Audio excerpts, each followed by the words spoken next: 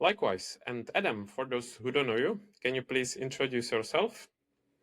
Yeah, sure. So my name's Adam Dickinson. I am currently a logic to intuition integration advisor, where I serve as a future self strategist, currently helping high functioning adults interpret their inner signals and navigate career and life transitions with clarity and expanded awareness. At the moment, I'm helping federal workers transition their careers. I just left the Federal Bureau of Investigation, or FBI, as you might be more familiar with it, and helping folks transition into a new aligned path that resonates with them and their body, but makes sense logically. So I'm excited to share more about that. But that's me in a nutshell. And before we discuss it in more detail, can you please tell us more about your background? Because I'm sure that it's not only me, but even the audience. It doesn't happen every time or regularly that you meet someone who actually worked for FBI. So, what was it like? Was it like your dream, or just tell us Mm. more about it? Yeah, sure. So my background professionally, most of my career was with the FBI as an analyst. If those of your listeners are not familiar, there are a lot of different roles within the FBI, but the two prominent ones, you could say more or less, are a special agent and an intelligence analyst. The role of the agent is to help with investigations and putting, as you could say, that the bad actors, if you want to use that word, into jail if you want. But as an analyst, my role was to help connect the dots, simplify complexity, and provide an analytic judgment to either an agent or executive leadership or the president of the United States, for instance, or the US military. It just depended on what sort of program I was responsible for. And I moved throughout my career from doing smaller picture analysis, so looking at how money was moved from terrorist to terrorist and sort of the networking there. And then I did more counterintelligence or espionage issues, tracking individuals who were stealing things they weren't supposed to. So intellectual property and trade secret theft. And then once I sort of mastered that area, I wanted to go big picture and work on strategic analysis, and then helping the US intelligence community, all the different agencies that are a part of it, essentially play well with one another, make sure they're all in sync and we're all meeting a certain goal. And then I continued on in my career. I did cybersecurity after that and really wanted to see what the hackers were up to. So if you have any listeners who are in cybersecurity, God bless you. It is like it was the most difficult program that I ever tried to do well at. And from, IP addresses to packets to all the different technical jargon and terms and concepts, it was one of the most difficult programs, to be honest with you. And then I ended Oh, my career being like a liaison from the FBI to the private sector.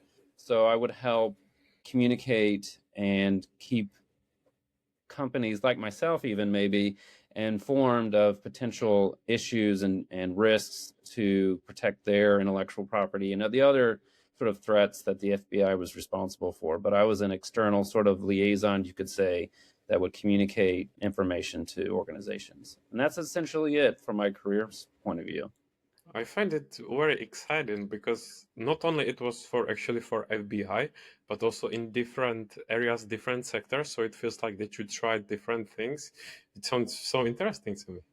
Yeah, I mean, I would love to, if you want to build on that, Thomas. Like for me, I had this idea of different skills I wanted to build, whether it be writing or we consider briefing, but basically public speaking, to networking, to building relationships, to building a community. Every sort of program I was in had a different purpose. And the last assignment I had, I wanted to feel comfortable speaking with organizations outside the FBI in an unclassified arena. A lot of times, I don't know how many individuals you interview that have dealt with classified information, but a lot of times it's very uncomfortable talking to people who are not cleared to receive that information. So it was intentional that I wanted to have that last position be where I could outwardly represent the FBI and talk in a manner that was appropriate.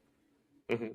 And not to mention that it's often scary or big step out of the comfort zone if you need to speak in front of the large audience or like a group of people, and then imagine speaking, but you need to be especially careful about what information you can actually convey. Oh yeah. So I cannot imagine what it's like. Yeah, yeah, 100%. And then you have to be like, one of the biggest challenges I had was knowing what in my head was classified and what I could share and what I couldn't. It was super tough. Hmm. So it sounds like, because sometimes people have career when they kind of get comfortable and it becomes a routine. But to me, your path, it sounds more like that it's been always like challenging and yourself pushing forward and stepping out of the comfort zone. So did you like always have this type of mindset? Yeah, that's a great question too. I would say I grew into it as a young child. I had always enjoyed being creative and sort of pushing the boundaries on what was possible or what was sort of normal at the time. I like to do creative projects, for example, and that sort of got me into the mindset and the comfort of pushing what was comfortable for myself internally.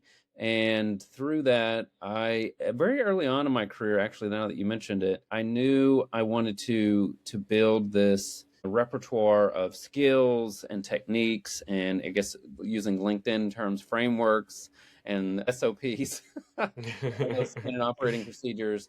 But I didn't really push the envelope even more till more of a personal situation happened. And this is how I sort of differentiate myself from others who might be doing critical thinking work or analysis work or maybe foresight work. I integrate the intuitive side of me into my business.